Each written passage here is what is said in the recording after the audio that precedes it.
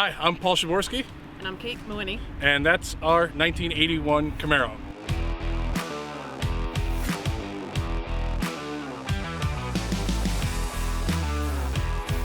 So we're here this weekend at Dixie. This is actually the car's third event. So last year it did a local event as a shakedown the week before Nationals.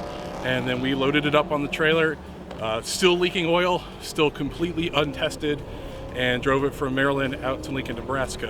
Where I drove it for the very first time. Right. So at Nationals. That's whenever you have a brand new project, the best place to shake it down, the best place to drive it for the very first time. Yep. It's probably the biggest event of the year. This has been a 16-year-long project. 6 years of that documented on the Grassroots Motorsports Forum in their build thread section. So this car has been a really interesting project, and it's really kind of taught me everything I know about working on cars. But basically, I bought this car in 1999 from where you buy all used Camaros, the first exit off the Jersey Turnpike. When I bought it was a black V6 automatic car. The guy I bought it from was working at a dealership, and he was going to turn it into a drag car, but kind of ran out of time. So I took it, I drove it home, and it was my college daily driver for a bunch of years. And then one year it wouldn't go up hills anymore, and so I threw a V8 into it and didn't change anything else and drove it around like an idiot. And eventually, after my first year working, it got parked for a more practical car. At that time, I was kind of into the car show stuff. I wasn't autocrossing or doing any of that kind of stuff. Then a friend of mine, we went to an autocross. We saw it. It looked awesome. I raced my Hyundai Accent at the time, which has been in Grassroots Motorsports too. So this is my second car at Grassroots. After a while, I met Kate. She, of course, got sucked into the project because she's nice. And we've been working on it for 16 years. When I parked it, I didn't even autocross. You know, the thought of having a race car wasn't even a thing.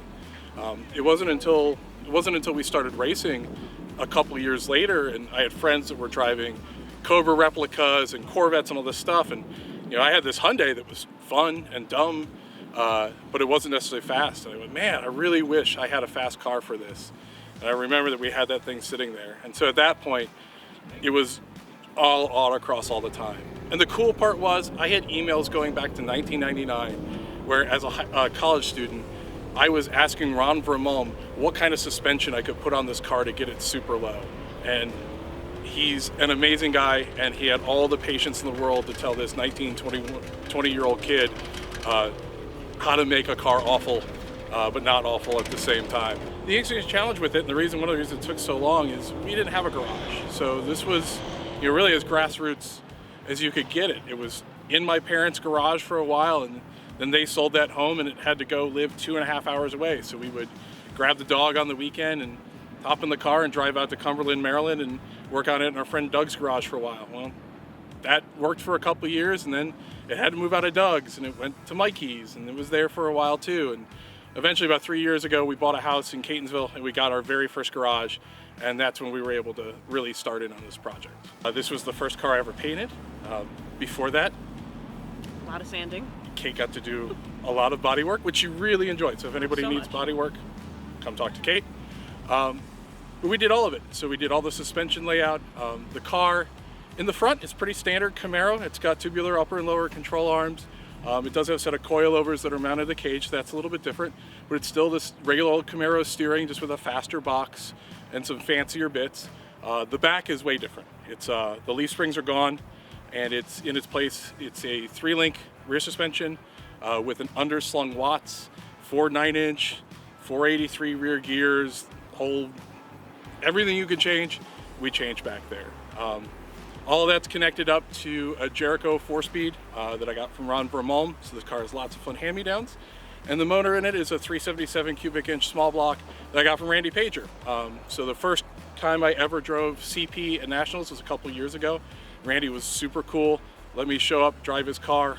When he decided to move on from that car, he made me an incredible offer that really got this car moving. And so it was things like Randy and Ron helping us out with the transmission, and our friends loaning us the garage space or the time or the tools that really made a difference in this car and really got it to where it is. So actually, we're really excited. This is the first year out. We've made a couple changes since Nationals, learned a couple things. The car did really well out of the box. I was super happy with the way it was set up.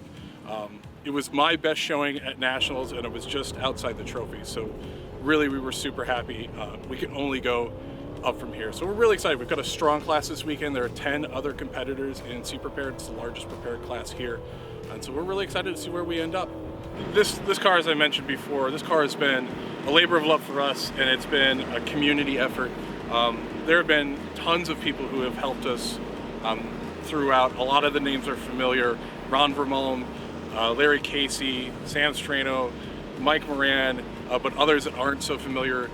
Doug Macy, who gave us garage space, Ben Lambiati, who gave me a loan to help me get the transmission, and I probably shouldn't say that, but he did. He was a great guy because it was an opportunity I couldn't miss, and I have paid him back, so I don't feel bad about that.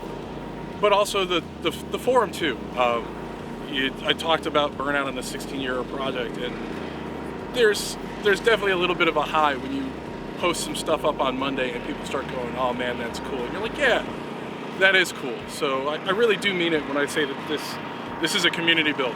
In the Grassroots Motorsports Forum, in my build thread, somebody actually said, "I didn't actually think this car was going to get done, and I'm super happy to see that it is." And it was a feeling that honestly I had too. 16 years. It's a long time. It's a long time. It took us taking a concerted effort to make the conscious decision to step back from autocross for 2 seasons and just really not do almost no events whatsoever, and just took that money and put it toward working on the car. Took those weekends, and instead of going to race, we'd spend it inside the garage just working on it to get it closer to here. So it's nice to actually be back. Support brands that support Grassroots Motorsports. Get your chemical solutions from CRC Industries. Visit crcindustries.com to learn more.